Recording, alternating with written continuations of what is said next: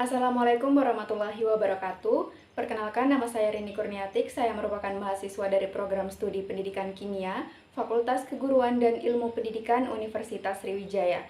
Jadi di sini saya akan membahas materi mengenai titrasi potensiometri. Nah, apa sih titrasi potensiometri itu? Berikut penjelasannya.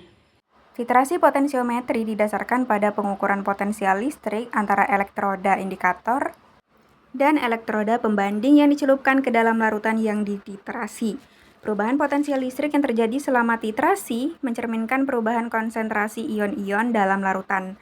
Kemudian, titik akhir titrasi ditentukan dari perubahan potensial yang tajam pada kurva titrasi. Adapun komponen dari titrasi potensiometri yaitu yang pertama ada elektroda indikator. Elektroda yang responsif terhadap perubahan konsentrasi ion-ion yang diukur. Contohnya elektroda kaca atau pengukuran pH. Elektroda logam atau untuk titrasi redoks. Kemudian potensiometer atau pH meter, yaitu alat untuk mengukur potensial listrik.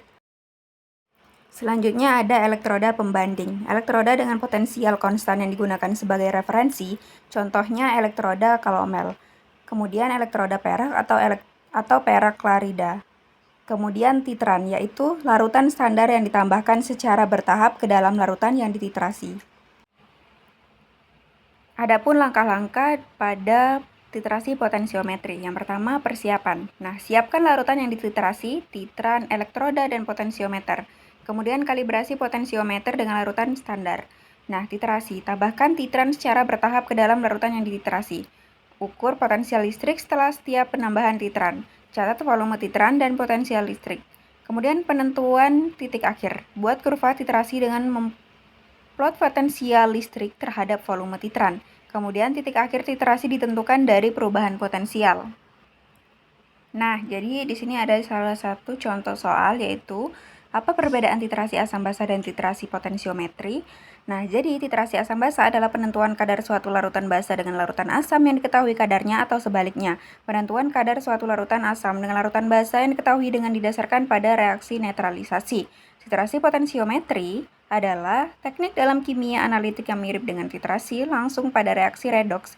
Dalam titrasi ini tidak ada indikator yang digunakan. Sebaliknya, potensial listrik diukur pada analit, biasanya larutan elektrolit. Beberapa jenis titrasi yang dapat dilakukan dengan titrasi potensiometri, termasuk titrasi asam basa di mana konsentrasi asam atau basa ditentukan dengan menggunakan larutan standar. Jadi, yang membedakannya yaitu titrasi asam basa itu untuk menentukannya menggunakan indikator. Kemudian titrasi potensiometri yaitu tidak menggunakan indikator.